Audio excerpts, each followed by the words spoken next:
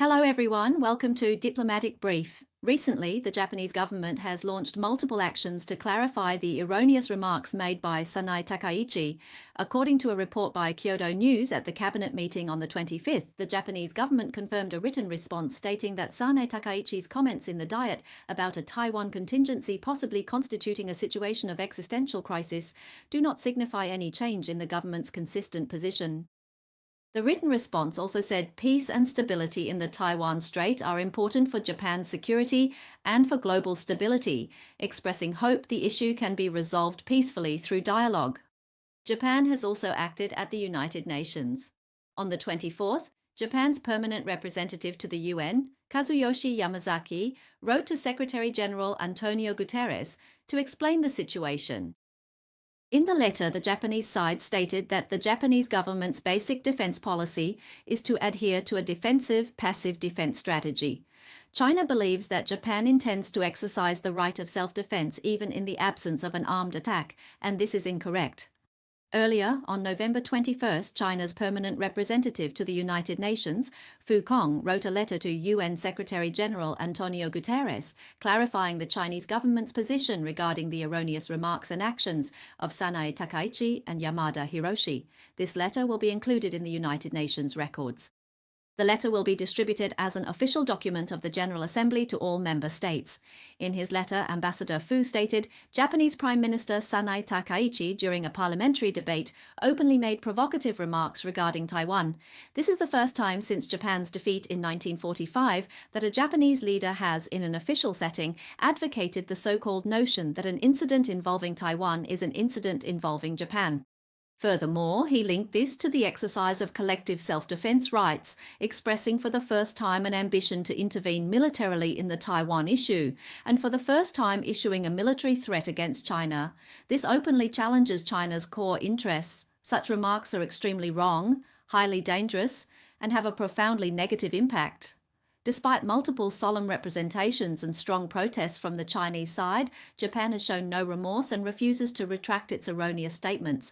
China is deeply dissatisfied with this and firmly opposes it.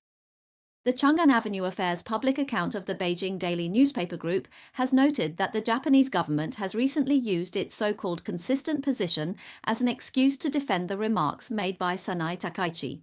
In response, the spokesperson of China's Ministry of Foreign Affairs has, for 3 consecutive days at regular press conferences, questioned what exactly the specific content of Japan's so-called consistent position is. On November 24th, spokesperson Mao Ning said, "We have noticed that Japan has recently mentioned its consistent position on the Taiwan issue, but what exactly is this so-called consistent position?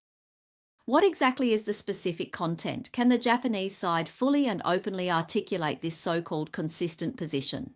If Japan only keeps reiterating that its position has not changed, but remains vague about the specifics and continues to cross the line in its actions, then such repeated statements are nothing but empty words that blur and hollow out the One China principle."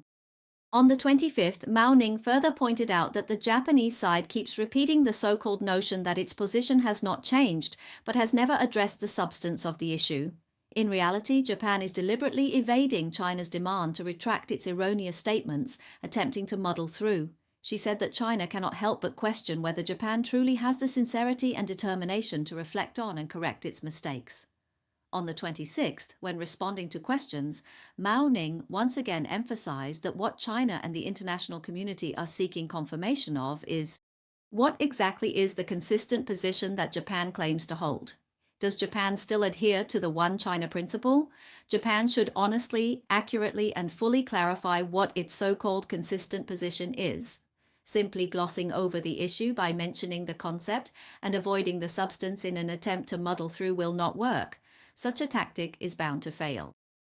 To put it simply, China does not accept the so-called unchanged position claimed by Sanae Takaiichi as a way to muddle through. We demand that the Japanese side reaffirm the content of the documents establishing diplomatic relations between China and Japan and recall how Japan expressed its stance at that time.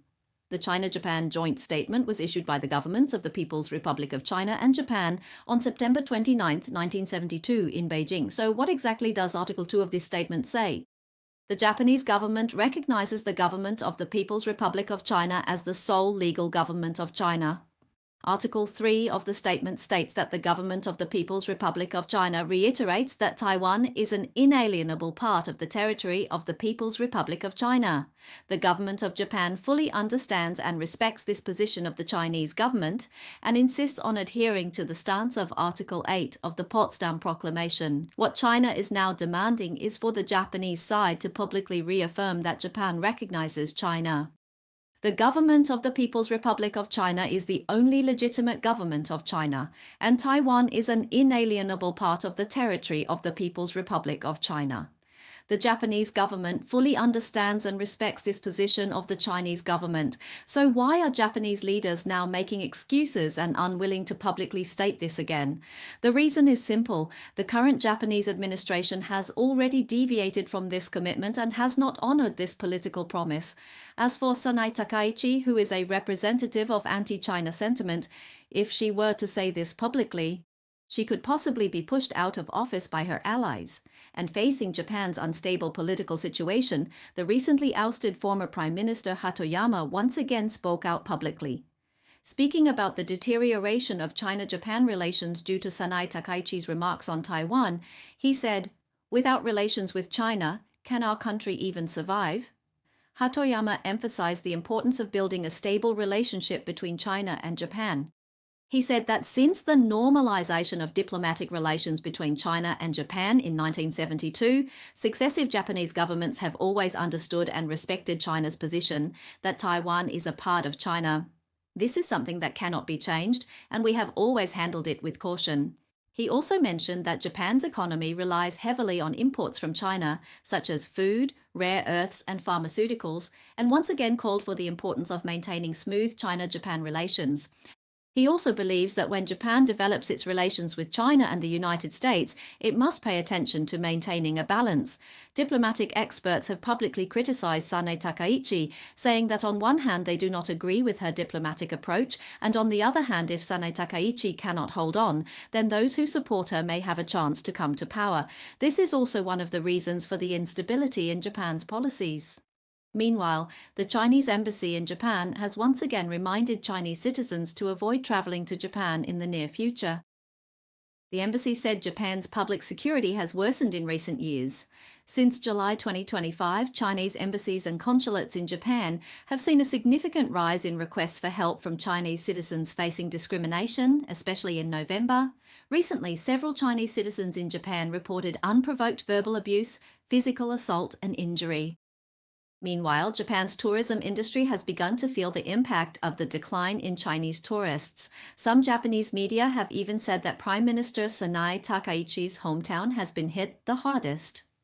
On November 26, the Japanese magazine Eisha reported that Nara is weeping, stating that Prime Minister Sanae Takaiichi's erroneous remarks regarding Taiwan have brought a blow to her hometown. After China issued a travel warning for Japan, the local tourism industry is now facing a crisis of collapse. If this continues, people are worried that nearly half the number of tourists will disappear. The report says that although more than 10 days have passed since the incident, the opposition sentiment from China remains strong, and the situation is likely to drag on for a long time. Ironically, if the number of Chinese tourists continues to decrease, the place most directly affected may be Sanae Takaiichi's own hometown, Nara. Japanese media cited data showing that, compared to major tourist cities like Osaka and Kyoto, Nara is seen by tourists as a classic one-day trip destination. In 2024, Nara is expected to There were 14.87 million visitors, a year-on-year increase of 20%. What drew the most attention was that the number of overnight visitors reached 2.038 million, setting the highest record in the past 15 years. Local tourism operators were delighted to see that the number of tourists even surpassed the level during the 1,300th anniversary celebration of Heijokyo's establishment as the capital in 2010. The report stated that the key driving force behind this increase in numbers was foreign tourists. In 2024, the number of foreign overnight visitors reached a record-breaking 445,000, accounting for more than 20% of all tourists.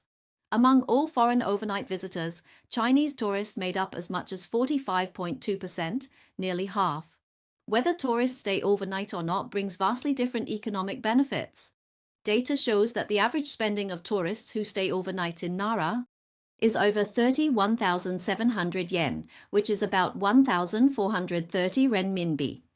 In contrast, day trip visitors only spend 4,938 yen. Overnight guests can significantly boost revenue for hotels, restaurants, and the souvenir industry. Shueisha pointed out that compared to other regions, Nara is even more dependent on the Chinese market in this regard. In August 2025, Chinese tourists made up 44.7% of all foreign overnight visitors in Nara, which is almost the same as the data for the whole of 2024. In comparison, the proportion in Kyoto was 31.2%, in Tokyo it was 28.8%, and in Hokkaido it was 17.1%. What's even more crucial is that the absolute number of foreign tourists varies greatly across Japan. The number of foreign overnight visitors in Kyoto is 5.3 times the national average. In Tokyo, it's 15.6 times. In Hokkaido, it's 3.2 times, while in Nara, it's only 0.1 times, which is just 1/10 of the average. The report points out that since the base number is already small, and Chinese tourists still account for nearly half, if this group of visitors drops sharply, the impact on Nara will be huge. If China-Japan relations continue to cool, the longer the issue drags on, the higher the risk that Nara's tourism industry will be affected. After the Chinese authorities recently issued a travel warning for Japan, the number of tourists flying from China to Japan has already declined, and as of the 24th, all flights on 12 China-Japan routes have been cancelled. The digital marketing technology company Huahai Marketing predicts that with Chinese tourists cancelling their trips, Japan's tourism industry could lose $1.2 billion by the end of this year. If this trend continues until 2026, the cumulative losses could reach $9 billion.